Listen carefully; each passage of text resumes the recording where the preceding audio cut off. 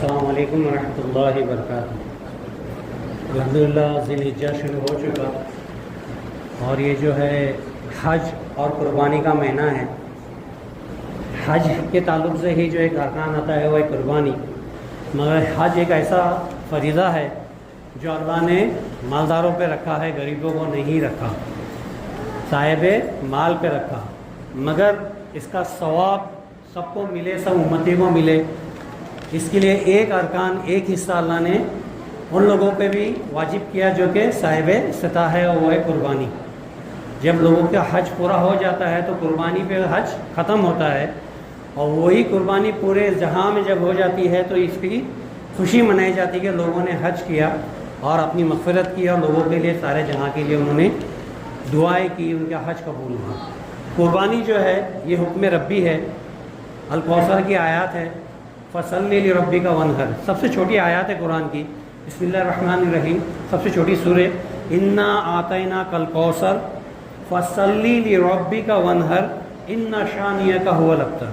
تو جو دوسری آیات ہے فصلی لربک وانحر، اور نماز پڑھو اللہ کے لیے اور قربانی کرو، یہ قربانی جو ہے اللہ کی طرف سے حکم ہے کہ قربانی جو ہم پہ واجب ہوئی وہ کون سی ہے؟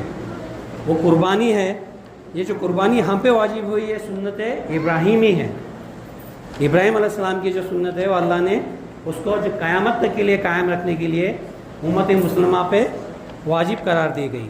جبکہ قربانی دیکھی گئی تو آدم علیہ السلام سے لے کے تو آپ صلی اللہ علیہ وسلم ہر قوم پہ کسی نہ کسی طریقے سے فرض اور واجب رہی، مگر قربانی ابراہیمی جو ہے وہ ہم پہ واجب قرار دی گئی۔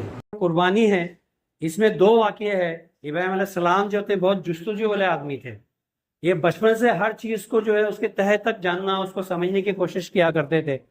اس وقت جب آپ کا دور تھا جب آتش، انگار اور بھوک، دو چیزوں کی پوجا کی جاتی تھی، تو یہ بچپن سے پرکھتے تھے کہ اگر یہ بھوک یہ خود اللہ ہے، خدا ہے، تو اس میں عیب کیوں ہے؟ مثال کے طور پہ وہ بت دیکھتے تھے خود ہاتھ سے بنائے جاتے مورتیاں، اور پھر ٹوٹتے ہیں تو بنتے نہیں ہیں، تو انہوں نے سوچا یہ خدا نہیں ہو سکتا، کیونکہ یہ خود بنتا نہیں ہے اور بگڑتا ہے تو پھر واپس اپنا کو درست نہیں کرتا، نہ کچھ لیتا ہے نہ کچھ دیتا ہے۔ پھر آنکھ کی انہوں نے کوشش کی اگر یہ خدا ہے تو اس کو پانی بجھا دیتا ہے، تو یہ پھر بجھ جاتا ہے تو پھر خدا ختم ہو جاتا ہے کیا؟ پھر سوچا کہیں پانی تو خدا نہیں، پھر پانی اگر خدا ہے تو بادل اس کو لیے پھرتا ہے، یہاں وہاں اٹھا کے پٹک دیتا ہے، جہاں چاہتا ہے برسا دیتا ہے۔ سوچا بادل تو نہیں ہے بھائی خدا، تو پھر سوچا کہ بادل کو تو ہوا ادھر ادھر پھیلا دیتی ہے، سوچا ہوا تو نہیں ہے، پھر ہوا کو دیکھا وہ بھی محدود ہے، کبھی چلتی ہے کبھی بند رہتی ہے، اپنے رخ سے نہیں چلتی۔ اس طریقے سے وہ ہر چیز میں تحقیق کرتے رہے کہ خدا کون ہے اور کیا ہے۔ تحقیق کرتے کرتے ہی آپ نے کئی سفر بھی کیے اور پھر خدا کو آخر میں مانا ہے، حتیٰ کہ تارے ستارے کو انہوں نے پرکھا، پھر حقیقی خدا کے لیے اللہ نے ان کا دل کھول دیا، مگر ان کی تسلی نہیں ہوئی، وہ پرکھنا چاہتے تھے۔ رب ذوالجلال کو بھی وہ اپنی تسلی کے لیے پرکھنا چاہتے تھے، تو اللہ سے فرمایا اللہ تو مرنے کے بعد ہر کسی کو پیدا کرنے والا ہے، تو میں اپنے آنکھوں سے دیکھنا چاہتا ہوں کہ مرنے کے بعد تو لوگوں کو کیسا پیدا کرتا ہے۔ تو قرآن کی آیت ہے جس کا ترجمہ میں اپنے انداز میں بتا رہا ہوں۔ تو اللہ نے فرمایا ابراہیم کیا تجھے مجھ پہ یقین نہیں کہ میں مرنے کے بعد لوگوں کو پیدا کر سکتا ہوں؟ فرمایا بالکل یقین ہے، مگر میرے تسلی کے لیے، کیونکہ ان میں جستجو تھی ہمیشہ، میرے تسلی کے لیے میں اپنے آنکھوں سے دیکھنا چاہتا ہوں۔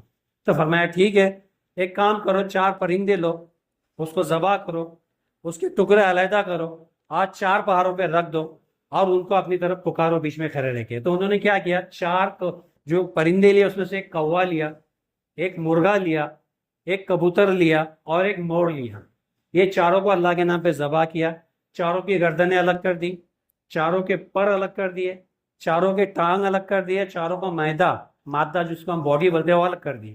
اب جب مادہ الگ کیا ہو، اللہ نے فرمایا اس کا خیمہ کر اور ایک دوسرے میں ان کو ملا دے۔ تو چاروں پرندے کا جو مادہ باڈی تھی اس کو خیمہ کیا، ایک دم چاروں کو ملا دیا۔ فرمایا اب یہ چاروں چیز کو، گردنوں کو، سارے چاروں گردنوں کو ایک الگ پہاڑ پہ رکھ دے، یہ چاروں ٹانگوں کو، 4 پرندے کے ٹانگوں کو الگ پہاڑ پہ رکھ دے، چاروں کے پر ایک الگ پہاڑ پہ رکھ دے، اور یہ جو مادہ ہے جو خیمہ بنایا ہوا ہے ان کی جو باڈی ہے اس کو ایک الگ پہاڑ پہ رکھ دے، تو بیچ میں کھڑے ہو جا۔ جیسے ہی کیا انہوں نے 4 الگ پہاڑ کی چوٹیوں پہ چاروں کو رکھ دیا، بیچ میں کھڑا، فرمایا کسی ایک کو بلا لے۔ تو انہوں نے پہلے کوے کو بلایا، تو کوے کی گردن باقاعدہ رہتے ہوئے ہے، پر اڑتے ہوئے ہے، ٹانگ چلتے ہوئے ہے، مادہ جو ہے ہوا میں چلتا ہوا ایک جگہ آپ کے پیر میں ایک ہوا، بن کے اڑ گیا، پھر کبوتر کو بلایا، پھر مرغے کو بلایا، پھر مور کو بلایا، اسی طرح سب اپنا اپنا مادہ جمع کیے ایک جگہ پہ آپ کے قدموں میں اور چل کے اڑ جائے۔ پھر آپ نے فرمایا بے شک تو ہی میرا خدا ہے، میں تو جانتا تھا مگر میرے دل کو تسلی ہو گئی۔ تو آپ علیہ السلام نے، ابراہیم علیہ السلام نے اللہ کو بھی معاذ اللہ اپنی، میرے الفاظ میں بول رہا ہوں، کہ پرکھا کہ یہ حق ہے۔ اسی طرح اللہ نے آپ سے بھی ایک قربانی لے کے آپ کی محبت اور اطاعت کو پرکھی کہ آپ علیہ السلام کی جب عمر 80 کے کراس کے تیسرے میں آتا ہے کہ 83 سال پہ آپ کو پہلا بچہ پیدا ہوا، اسماعیل علیہ السلام۔ تو اتنی محبت بھی، کسی کو بھی اگر بہت لیٹ بچہ پیدا ہوتا ہے تو اس سے محبت بے پناہ ہوتی ہے۔ تو جب 83 سال پہ ایک بچہ اولاد پیدا ہو تو سوچو کتنی محبت ہوگی۔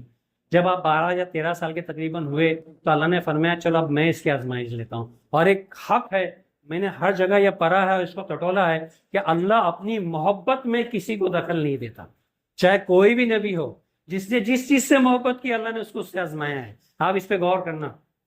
میں ایک چھوٹی سی مثال دے دوں، ہم امت محمدیہ ہے تو نبی کریم صلی اللہ علیہ وسلم کو حسنین کریمین سے بہت محبت تھی، حسن و حسین رضی اللہ تعالیٰ سے بہت محبت تھی، اور ان سے آزمایا، کربلا میں اسی سے آزمایا۔ اسی طرح ابراہیم علیہ السلام کو بھی آزمایا، موسیٰ علیہ السلام کو آزمایا۔ جس نبی نے جس چیز سے محبت کی اللہ نے اسی سے آزمایا کہ میری محبت میں یہ شامل نہ ہو۔ تو اس لیے جب ابراہیم علیہ السلام کو 83 سال پہ بچہ پیدا ہوا اور جب 13 سال کے ہوئے تب انہوں نے قربانی مانگی۔ کیوں مانگی؟ کیا خون چاہیے تھا؟ نہیں۔ کیا جان چاہیے تھی؟ نہیں۔ یہ دیکھنا چاہتے تھے کہ ابراہیم علیہ السلام میری اطاعت، میری یہ محبت میں اس کو شامل تو نہیں کر رہے، کہ میری محبت اور میری اطاعت کے آگے بچوں کو نہیں رکھتے۔ اس طریقے سے قربانی کی آزمائش ہوئی، اور جب آپ اس قربانی میں کامیاب ہوئے تو ابو الانبیاء علیہ السلام کے نام سے آپ کو خطاب دیا گیا۔ آپ خلیل اللہ تو ہے ہی پہلے سے، ابو الانبیاء کا خطاب دیا۔ ابو الانبیاء کیا ہے؟ ابو الانبیاء بولے تو انبیاء علیہ السلام کے باپ۔ آپ علیہ السلام کے نسل میں جتنی بھی نسل میں جتنے انبیاء علیہ السلام آئے کسی کی نسل میں نہیں ہے، حتیٰ کہ ابراہیم علیہ السلام سے لے کے تو نبی کریم صلی اللہ علیہ وسلم بھی آپ کے ہی نسل سے ہے، آپ کے ہی بیٹے ہیں۔ یہی وجہ ہے کہ جب نبی کریم صلی اللہ علیہ وسلم کو پوچھا گیا کہ قربانی کیا ہے، سوال کیا گیا، تو آپ نے پہلا الفاظ کہا کہ یہ تمہارے باپ ابراہیم علیہ السلام کی سنت ہے۔ کیا فرمایا؟ تمہارے باپ، جبکہ ہم کو معلوم ہے کہ ہر انسان جو ہے آدم اور حوا علیہ السلام سے ہوئے، اس کے بعد میں نوح علیہ السلام سے نسل چلی، مگر جو محبت اور اطاعت میں آپ نے قربانی دی، اس کی نسبت سے آپ کو جو انبیاء سے نوازا گیا، تو نبی کریم صلی اللہ علیہ وسلم نے بھی آپ کو اپنا باپ کہا، ہم سب کو باپ کہا۔ کہ جب یہ جو چیز ہے، اب یہ 4 جو پرندے لیے گئے، اس کی وجہ تھوڑی کر دوں کہ کوا، مرغا، کبوتر اور مور ہی کیوں لیا گیا؟ کوا جو ہوتا ہے یہ لالچی پرندہ ہے، یہ اس زمانے میں بھی لالچی تھا، آج بھی لالچی ہے، نوح علیہ السلام کے دور میں بھی یہ لالچی تھا۔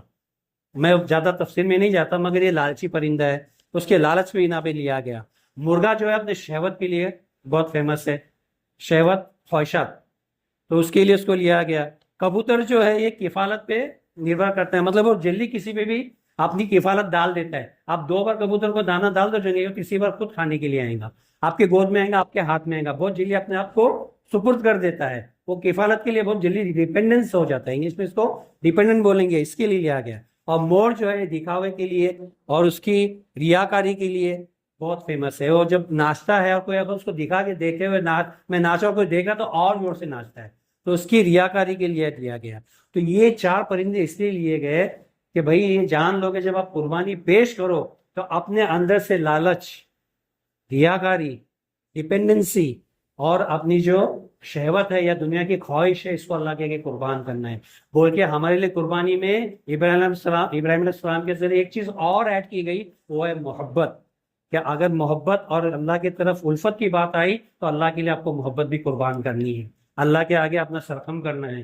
جب اللہ قربانی مانگے کوئی چیز کے لیے تو پھر چوٹ چرا نہیں کرنی، نہ کسی کی محبت بیچ میں آنا چاہیے، نہ دولت بیچ میں آنا چاہیے، نہ آپ کی دکھاوا، نہ شہرت، نہ طاقت، کوئی چیز آپ کے آگے نہیں ٹکتی۔ جب اللہ آپ سے قربانی مانگے تو ہر چیز اللہ کے لیے قربان کرنا ہے۔ جب قربانی کی جاتی ہے، یہ غور سے سنو، جب اللہ کے طرف قربانی کی جاتی ہے تو خالص اللہ کی رضا کے لیے کی جائے، نہ کہ دکھاوے کے لیے کہ میں نے اتنا بڑا جانور لیا، اتنا خوبصورت جانور لیا، اتنا مہنگا جانور لیا، ایسا لیا، یہ نسل کا، کوئی بھی ہو قربان ہونا ہے اور جان لو آپ کی قربانی کا نہ گوشت نہ خون اللہ کی طرف پہنچتا ہے، اگر کوئی چیز پہنچتی ہے تو آپ کا تقویٰ پہنچتا ہے، آپ کتنے دل سے کتنی خوشی سے اللہ کی کتنی رضا پانے کے لیے آپ قربانی کر رہے ہو، اللہ کی طرف پہنچتا ہے۔ تو یہ جو قربانی کرنی ہے یہ تقوی کے ساتھ کرنی ہے، نہ کہ دکھاوے کے لیے کرنی ہے۔ اب قربانی کس پہ واجب ہے؟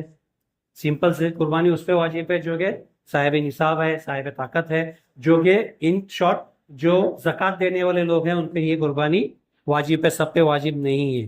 اب وہ زکوٰۃ کا یا پھر اس کا مادہ کتنا ہے، کتنا ہونا چاہیے کہ بھائی تم پہ واجب ہو جائے؟ 613 گرام تک اگر آپ کے پاس چاندی ہے، 613 گرام لے تو آدھا کلو اور 113 گرام کی چاندی کے برابر آپ کے پاس اگر کوئی بھی چیز ہے، چاہے وہ چاندی ہو، چاہے سونا ہو، چاہے مال تجارت ہو، چاہے پھر آپ کے پاس کوئی زائد چیزیں ہو جو یوز میں نہیں آتی ہے، فلیٹ لے کے رکھا ہے، بہت سارے چیزیں اشیاء، گھڑیاں لے کے رکھی ہے، کمپیوٹر لے کے رکھے ہے، بہت سارے صوفے کرسیاں بے جا چیزیں لے کے رکھی ہے جو استعمال میں نہیں ہے، ایکسٹرا جو آپ کے استعمال میں نہیں آتی، یہ چیز کا بھی اگر مادہ اپنے 613 گرام چاندی کے لیول پہ جاتا ہے تو آپ کو مطلب 22 تولے ہوتا ہے، یہ شارٹ سارے 52 تولے چاندی کے نصاب میں اگر وہ چیز آ جائے تو آپ پہ یہ واجب ہو جاتی ہے۔ اور جو اس کے برابری میں نہیں ہے جس کے پاس، جو غریب ہے، اس پہ یہ معاف ہے۔ جان لو اس میں ہم اکثر خطا کرتے ہیں، بہت سے لوگ شوق سے جن پہ کہ قربانی فرض واجب نہیں ہے، شوق کے بنا پہ قربانی کے لیے جانور لاتے ہیں، آپ یہ نیت کر لیتے ہیں کہ میں قربانی کروں گا۔ اگر کسی نے ایسا کیا تو اس پہ واجب نہیں، وہ قربانی فرض ہو جاتی ہے۔ اگر اس نے جانور لے آیا جبکہ اس پہ قربانی نہیں تھی، پھر بھی اپنے شوق کے لیے، محبت کے لیے یا اپنی تسلی کے لیے اس نے قربانی کا جانور یہ نیت سے خریدا کہ انشاءاللہ اس میں قربانی کروں گا، اب اس پہ قربانی فرض ہو گئی۔ اگر وہ جانور قربانی سے پہلے، چاند رات کے پہلے یا قربانی عید سے پہلے گھوم بھی گیا، مر بھی گیا، بیمار بھی ہو گیا یا کسی طریقے سے ضائع ہو گیا، اس پہ قربانی فرض ہے، وہ دوسرا جانور لا کے ذبح کرے، اس پہ اب وہ فرض کر دیا اس نے، اللہ نے اس کو رخصت دی تھی، اس پہ قربانی معاف تھی، پھر بھی اس نے اپنے آپ پہ وہ لاد دیا۔ اگر اس نے آپ پہ یہ لاد دیا تو اب اس پہ فرض ہے کہ کسی بھی طرح اس پہ قربانی کرے، ورنہ قربانی نہ کرنے کا گناہ اس کے سر پہ آ جائے گا۔ اس لیے جس پہ یہ رعایت ہے، میں آپ سے کہتا ہوں یہ رعایت لے لو۔ میں دیکھتا ہوں یہاں پہ بھی اور میرے دوستوں میں بھی جن پہ قربانی فرض نہیں ہوتی، شوق کے بنا پہ قربانی کے لیے جانور لے آتے، اور پھر کبھی 1-2 بار ایسا بھی ہوا ہے میرے دوستوں میں ہی کہ ایک دن پہلے جانور چوری ہو گیا، ایک دن پہلے ہی بیمار ہو گیا، اب اس پہ فرض ہے وہ کچھ بھی کرے قربانی کرنا پڑے گی۔ تو جس پہ اللہ نے یہ چیز رخصت دی ہے وہ رخصت کرے۔ تو قربانی دراصل کیا ہے؟ یہ جو ہے ابراہیم علیہ السلام کی سنت ہے، اللہ کا حکم ہے اور نبی کریم صلی اللہ علیہ وسلم کا فرمان ہے، اور یہ رضا خداوندی کے لیے ہی کرنا ہے، کسی کو دکھاوے کے لیے نہیں کرنا ہے۔ اور جو معاملہ ہے قربانی معافی کا جو آپ سے فرمایا اس پر تھوڑا توجہ دے، اور قربانی کے جانور کوئی عیب سے نہ ہو، تندرست ہو، خوبصورت ہو، مہنگے ہو، اور یہ جو 10 دن ہے ذی الحجہ کے، اللہ کے نزدیک اس میں جتنے اعمال نیت کیے جاتے ہیں وہ حدیثوں میں آتا ہے کہ اللہ کے نزدیک ان 10 دنوں سے، مطلب ذی الحجہ کے پہلی تاریخ سے لے کے قربانی تک جو اعمال ہے اللہ کی نظر میں سب سے بہترین اعمال مانے جاتے ہیں، اللہ اس کا سب سے زیادہ اجر دیتا ہے، کہ اس میں حج بھی ہے، قربانی بھی ہے، اور اس میں فساد، جھگڑے، دکھاوے، یہ چیزوں سے بچے، جیسے کہ ہم رمضان کی احترام کرتے ہیں، اس 10 دن کا احترام بھی کریں۔ ہمیں اللہ اس پہ عمل کرنے کی توفیق عطا فرمائے، اس کو سمجھنے کی توفیق عطا فرمائے۔ السلام علیکم ورحمۃ اللہ وبرکاتہ۔